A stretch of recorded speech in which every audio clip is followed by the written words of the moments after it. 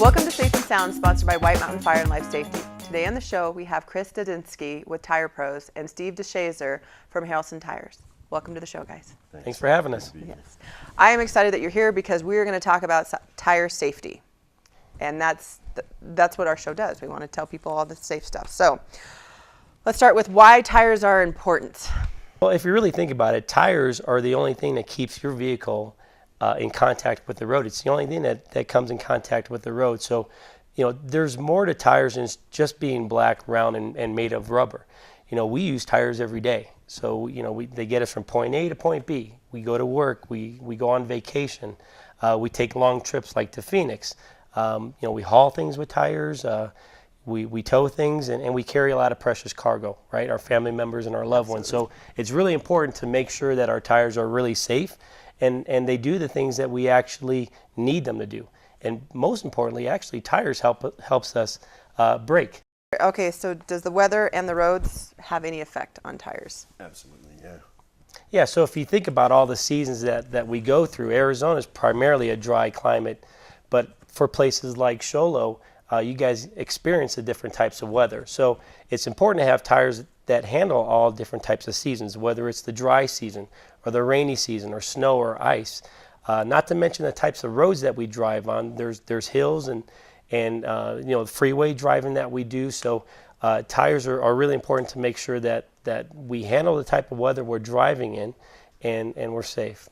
So with the tire, a personal question, how does cold affect it compared to heat? I mean, because up here, some days we're hot and some days we're freezing, and does that, Temperature will affect, pressure.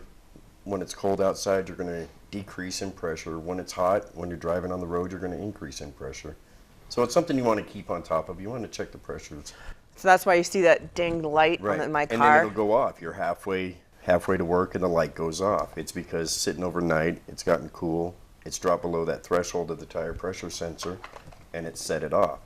Okay, good. Yeah, so there's not necessarily something wrong with my tire when that thing goes off. And if it stays on, get it checked out because it's probably something in there. But if it is fluctuating, then it's probably just the temperature. Good. Okay, so what causes tires to go bad? Basically, tires have three different types of enemies. There's heat, like we talked about, neglect, which we'll get into a little bit later, and then hazards. Well, there's a lot of things that'll cause a tire to go bad. Improper alignment on a vehicle, the road you drive on, running over stuff like this and having it go in the wrong areas, lack of maintenance, not checking your air pressures. There's a ton of stuff, and that's why you want somebody to look at them for you. If you're not aware of what's going on with your vehicle, just swing in. There's a lot of shops that'll just do a cursory check for you. But you want to be on top of it. Tire pressure is probably the deadliest thing on a tire. It'll cause run flat conditions, uneven tire wear, any number of things. And alignments. Alignments are critical on tire wear as well. It makes the tire wear a lot faster? Sure. Okay. And then I hear that there's some interesting stats about tires.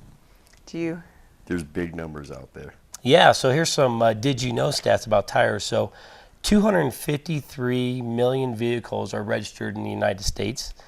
Vehicles travel around 2.98 trillion miles a year. In 2016, over 40,000 people have died in motor vehicle accidents. 400 deaths per year are caused from blown out tires. There's about 78,000 crashes per year due to bad tires. And interesting, 8 out of 10 motorists don't even check their air pressure. 2 out of 3 motorists check the air pressure in their spare, and about half of motorists don't even know where to find the proper air pressure. So like Steve mentioned, air pressure is really important in not only maintaining your tire, but for safety concerns. And the proper way to find your air pressure, a lot of people really think that, they look on the side of the tire to find the air pressure. There's an area that states that. The proper way to find the air pressure is in the door jamb of the vehicle, and it'll tell you the exact air pressure. If you don't know, you can always stop by Harrelson's, and they'd be more than happy to show you where the air pressure is, and also show you how to check the air pressure as well. Yeah, you brought up that a lot of people don't check their air pressure. I don't. My husband does. Right. That's take out the garbage, check the air pressure. That's his jobs. So let's look at a basic tire and give a basic description, if you don't mind. Yeah. So this is a basic tire here, and this part right here is called the tread. This is actually where the rubber meets the road. All right. This is what keeps the vehicle in contact with the road. These grooves right here, they're called grooves, and it's the number one way of evacuating water. So if you're ever driving down the freeway and it's raining, and let's say you're behind a semi truck, and you see all that water spitting out of the tire, the grooves are actually working. They're evacuating the water. These are the edges of the tires, so they're meant for cornering, and this is the sidewall of the tire. All right, those are just basic components of a tire. How do you know if you need to replace your tire? So good question. So many people know about the penny test. If you see Abe Lincoln's on the penny, right? Mm-hmm. So if you were to put your penny into the groove of the tire and you cannot, and you see the top of Abe Lincoln's head, it's time to get tires. Okay. So that's interesting. With other tires, or here's a good funny thing, with inflation, we have to use a quarter you can now. use a quarter, right? But every tire has a wear bar, okay? All around the tire, there's like 4 areas where the tire has a bar. That's basically the legal ballpoint of a tire. When you hit that bar in terms of wearing your tire down, it's basically telling you that you need to replace tires. The less tires that you have in terms of the tread, the less traction you're going to have, the less stopping distance you're going to have. The less safety you're going to be when you start wearing your tires down. So what could be another reason to replace my tires? Age. Age is a huge factor on tires. How long do they usually last? They can last a long time, but safely lasting, I'd say 5 years. 5 years is a good time frame to replace tires. There's, you've got ozone affecting them. RVs, really bad on them. They sit around, they don't move. And then next thing you know, you've got a 9-10-year-old tire. You run down the highway and you peel that top cap, and you run the risk of not only damaging your RV, but the guy behind you, the guy next to you. So definitely age is one thing. When I was at the fire department, some of the vehicles we couldn't get to for a while, like especially during, you lock them up during the winter, like the wildland trucks, and you get them out, and then the couple times you're driving, it's like because they get flat, I guess. Exactly. But that can go back, right? Depending on how long. But definitely, if you've got a tire within that 5-year, 6-year time frame, it's good to have it looked at least. There's a lot of shops that won't repair them after a certain time frame as well. So you kind of run a risk of having them on the vehicle anyways. Just having to get a new one no matter what you do. And the other thing I did was, as a stupid little teenager, when you get your first car, you peel out. Uh-huh. And I learned one time doing, in a big parking lot in a safe area, doing a couple Brodies, and when I left, I was like, I had to get brand new tires after that because I ruined them. It was right. Never did it again. It was an expensive mistake for me. Well, it was a lot of fun. I would have loved to continue to do things like that, sure. But it cost some money. Yeah. So and tires are expensive. Yeah, you're right. Yeah, well, but they're the safety, like you guys have brought up. I mean, it's kind of important. It's definitely a necessity to make sure that your tires are in good condition and that you have good tires. So let's talk about nails in tires. Nails in tires. Locations or different types? I guess both. Tire repair conversation. Yeah, so we talked about what causes tires to go bad. We talked about heat and neglect, and now that's the hazards. Hazards that happen while we're driving, we actually run over things. Steve at Harrelson's Tire Pros, they repair how many tires a day, would you say? Probably 15 at least a day. Especially up in that area, too. Mm-hmm. I mean, when I lived out east of Snowflake, I get a flat tire every 10 days, I think. Yeah. And especially after the rain, because the rain softens up the dirt, and these guys are able to push through as the car goes over and into the tire. Oh, dang. Yeah. Yeah, so it's better to drive on off the dirt when that happens. Yeah. Well, so road hazards, what's a proper way to repair tires? Well, first of all, it's important to go to a tire professional to have it done. There's a couple different ways that people are repairing tires, but the proper way, as Steve's going to show you, is what we call a combination unit. We won't get too technical, but the name of the game is if I have a hole in the tire and I pull, let's say if I have a nail in the tire and I pull the nail out, I have a hole in the tire. The name of the game is to stop air and moisture from the outside and from the inside from spreading throughout the tire. And so using the combination unit is really the Rubber Manufacturer Association's approved way to repair a tire. You have people that plug tires. You have people that just patch tires with just patches. Really, that's not the safe way to repair a tire. So I know the practice at Harrelson's Tire Pros, they repair tires correctly. Always. Using the Rubber Manufacturer Association guidelines. There's a lot of questions on how many times a tire can be repaired. How big of a hole is too big? The most important thing is when you get a flat tire, take it to the professionals and have them look at it. We actually have a display here of a person that drove on a flat tire. And that's why it's important to take it to a professional, because we have to literally take the tire off the rim to inspect the inside of the tire. And in this case, this customer drove on the flat tire. And we've seen them all the time when we're driving down the freeway and that car next to you has a low tire. It's like shredded cheese. They're actually driving on a low tire, and that's what happens. That's actually the inner liner of the tire. Coffee grounds. Yeah. See, and the tire may look great on the outside. You may not notice anything on the sidewalls where it looks like it's damaged, but if that's in it, the tire is no longer any good because it's not safe. It's not going to hold the pressure on the sides to keep the vehicle stable. Well, and plus, if you have people who are patching their own tires, they don't realize, like you just said, that information. So if they go to you, they might need a whole new tire. And again, number one is safety. You got to keep your family safe. You're on the road with that, and people around you, like you guys have pointed out. So that's pretty serious. I mean, it's preventable. Some of those accidents that you brought up in those statistics. Exactly, yeah. Any tire accident's preventable, is how I look at it. Well, when it hits this condition inside the tire, if they're still driving on it, that's when you have a catastrophic blowout, because you cannot retain the pressure on the side, and it just lets go. And catastrophic blowout's kind of a scary term. It's a scary term, but it's a real term. I mean, it's no joke. And speaking of that, what do you do when you have a blowout? I mean, as a person or as a woman with her kids in the car, she has a blowout, what's she going to do? Good question. Well, first of all, you need to calm down. Just keep calm.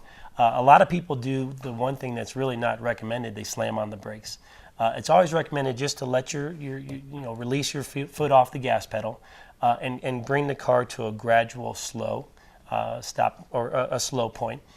Get off the road safely. And turn your hazards on. You want to make sure you grip your steering wheel too, because sometimes when you have a blowout or a low tire, the vehicle may want to wander. So make sure you have two hands on your steering wheel. But most importantly, calm down, take your foot off the gas, and gradually, safely get off the side of the road. Turn your hazards on, right? It's important. And then if you are to get out of the vehicle, just make sure you're safe when you're getting out of the vehicle. A safe distance from Correct. that. Yep. Yeah, because that is scary. I had a blowout on a trailer once, and I was able to do that, and I pulled over the side. It didn't freak me out. It's actually with 4 women from Seattle. Not a single one knew how to change a tire, so I was like a god to them. I just got down there, and I've changed a lot of tires living in out east of Snowflake. You change tires constantly when that happens. And it's also important to have like a contact information. Most companies like Harrelson Tire Pros, they have roadside assistance, complimentary roadside assistance. So always having those phone numbers of contact in case something like this happens is a good idea as well. That's smart. And the tire should have never, honestly, if you did check your tire pressure and if you were on top of it and being safe about it, that would have never happened. Well, not necessarily, because if you caught one of these on the road and you didn't notice That makes it, sense, yeah. and you don't have a newer vehicle that has a sensor system, you could be running low, not notice the difference in the way the vehicle's driving, and get to that position without Very even a quickly. heads up. Very quickly. Oh, okay. Yeah, that makes sense. So what should I have in my car at all times for that? I saw that you brought I brought stuff. I know. You're leaving this here, right? Right. Well, I called the guys down at the Napa in Snowflake and asked them kind of what they recommended, and they gave us these displays. Oh, how nice of them. Simple stuff: air compressor, roadside flares, the safety triangles. Say you got a blowout, it's dark outside. Drop the triangles, throw a couple flares out. Of course, everybody should have a fire extinguisher. Yes. This little jump box here, you wouldn't believe how well they work. It's a little box like this, and it'll start a diesel. Whoa. Yeah, they run about $100, but they're the best thing to have in the car. It'll charge your phone. And you don't need another car. You don't need another car. You just pull it out of the glove box, you connect it to the battery and go. It comes with a flashlight. Those are I'd say a must-have. That's a good Christmas idea for anybody. I know, I'm thinking Rob's birthday. Right there. He'd probably enjoy it. Yeah. Little emergency kit. It's going to have a safety blanket because up here it gets cold. And if you do end up in the snow, you want to have something to retain that body heat. You've got your flares, you've got duct tape, winter gloves. I'd recommend maybe water to go with that. But jumper cables, kind of the basics. Definitely a tire pressure gauge. That's a must-have in the car. And make sure you've got something that will work to take your lug nuts off if you've got to change it. If you've got aftermarket wheels, make sure you've got a key in the car that fits those wheels. Well, and with the tire pressure gauge, some people don't know how to use these or where to find what the tire, where on the tire does it show you what the pressure would be? Well, supposed you've to got be? maximum pressures on the tires. Oh, You don't okay. really want to go by that. If you open the door on most newer vehicles, there's a yellow and white placard. Okay. And it'll tell you your recommended tire pressure for that vehicle. And even on some of the vehicles that oversize, put bigger stuff like this, you want to keep within, I'd say 35, 40 PSI on passenger rated. Definitely 50 PSI and above, but no more than the maximum rated on the tire on some of the bigger truck tires. Okay, and then something I just want to point out, up here in Arizona, flares are great if They're it's winter, dangerous. but they're dangerous, especially Yes. with our fire conditions. So make sure you know what you're doing with Right. these. I know, but Point them towards the road. towards the road, yeah. Make sure it's not windy out, you know. Make sure you can hold them down if you have to use them. But I like those, and I've actually seen people use those before Like on those the are road. the safe way to go. Yeah, and then is there how far do you put them out in front of behind the vehicle? Is there a thing? From or what they I just say- remember, it's like every 10 feet for every 10 miles per hour. So if you're in a 30 mile an hour zone, you space them that far apart, and 50 miles an hour you space them. It gives the driver a heads up as to where they're at coming up on you. Yes, especially on a corner. Sure. Yeah, because we've come around, you know, as people driving, you think, oh my gosh, there's somebody right there. And then usually we'll pull over and we'll be like, look, you're not being safe. Let's help you a little bit. And we'll Right. go back up and Right. let people know it's not a bad thing to help your neighbor. Sometimes I need that help. I do want to talk about a couple of tires that we have underneath here so people can hidden see. tires? The hidden tires, yeah. If you don't mind bringing those out. And Now, this one here, this is actually the tire that this stuff came out of. oh, Now, if you look and you do the penny or the quarter test, this tire's got great tread on it. yeah. This was on the inside of the vehicle. So the guy that brought it to us, there's no damage to this sidewall. You would think this is a repairable tire. Yeah. He wasn't happy when I told him it wasn't. Because if you look at this side, it's got this groove all the way around it. Okay. That's from this tire being squatted down, heating up on the side as it went low from this guy, which was a little safety pin type thing. He didn't notice it. It melted it down. It caused an unsafe condition, non-repairable. So this wouldn't normally be white right here. No. Is what you're saying. No. Dang. I didn't realize that. I was like, oh, like white wall tires. Right. And you'll notice there's areas in there where it's a lot softer than, say, this side Yeah. in that white zone. And that's yeah. because it's thinned out that sidewall so bad. So you could show a person there this, when you showed him this, I'm sure he was like, oh, dang. Yeah, he's like, oh, yeah, we're not Yeah. fixing that. Yeah, no, and you can't see it because it is in the inside. Right. Oh, wow. Yeah, that makes sense. Here, I'll roll this over here if you want to grab the other tire. Now we talked about, tires have a couple enemies, the heat, neglect, and, Yeah. and hazards, and we kind of talked about the hazards. Here's a good example of neglect. So this was the outside part of the tire, and as you can see, there's a lot of good tread still left on that tire. Most of the time you can't really see the inside of your tire. That's why it's always recommended to have your vehicle inspected at least once a month for air pressure. And while the guys at Harrelson's are checking your air pressure, they also do a quick tire inspection for you as well. But if you look at the other half of the tire, there's really hardly any tread left on that. Okay, so this part of the neglect with alignments. It's important to get your car aligned to anytime you buy new tires, first of all. That way you have a good, nice, flat surface. We talked about contact patch. The rubber meets the road. We want to make sure that that tire has evenly tread that's with the road. And alignments help you with that. So anytime you're getting a new set of tires, it's always recommended to get the alignment. We always recommend getting your alignment inspected at least twice a year.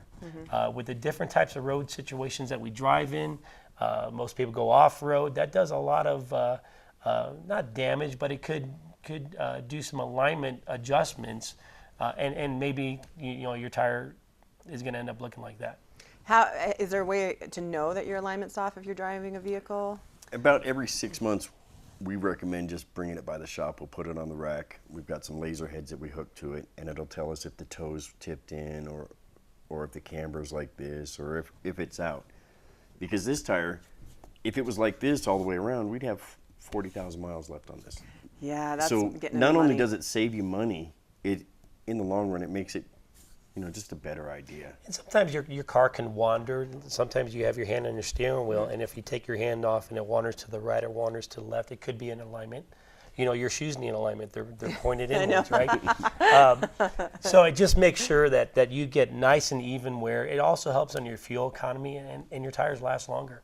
So that's what's happening to the tires. They're kind of going in at this or out like that. In this situation, the guy's toe was pigeon-toed like that. So as it ran down the road, it basically grated the tire off. And puts a lot more pressure. And is that also a dangerous Sure. thing to have Could be, yep. happen? Because Okay. if you're driving, say, in the rain, you've got water on the ground. Now you've got tires that are doing this. You don't have that design stability or steering. You're fighting it, and then you could get into a hydroplane. It's really interesting when people come to the tire store. We'll go out and take a look at their vehicle and look at their tires, and we'll actually start the car up and turn the wheels, because usually the consumer only sees the outside part of the tire. And so maybe people at home that are watching this, if they wanted to look at the inside of their tires, Probably a smart thing to do. every tire tells a story, and so by looking at this type of tire, in the profession we can really determine that's an alignment issue. But there's also tires or vehicles that need shocks or struts or different other suspension parts that actually cause tires to wear different patterns as well, and Kinda like are in that need of wavy replacement. Well, and I know that when we've gotten our truck tires replaced before, we've come to you and they've had, our back tires were great. And our front tires we needed to replace. Now, what do you do? Like the back tires are older, but they're still in great condition. Do you put those on the front and then the good tires on the back, or what usually is the best thing to do there? It's kind of a tough call on that one. Ideally, and generally across the board, new tires go to the rear of the car if you're only replacing two. Okay. But we take into consideration your driving, where you're at, where you live, and what you're going to do with the vehicle. And we kind of let you make that decision. Okay. But ideally, new tires to the rear. Okay. I mean, in a perfect world, you get 4 brand new ones. Yes, And we're all yes. happy, but Yeah, exactly. We're all happy. Well, yeah, but when you have alignment issues like this and you don't have to replace them, address the alignment issue. Yeah. That's the right thing to do. And if we've got them, say, this bad, our first recommendation is, hey, let's see what's going on with the vehicle before you have an out-of-pocket expense on something like this, and we haven't solved anything. Yeah. Let's solve the problem and then go Yeah. forward. It's like you said, you could get 40,000 more miles out of it. Sure. That's a lot of money. I mean, you may It have an is. out-of-pocket expense that you weren't looking for, but in the long run, you're going to save a ton of money. Yep, and be safer for Right. yourself and the people around you. So we have about a minute left. So do you have any final advice regarding tires?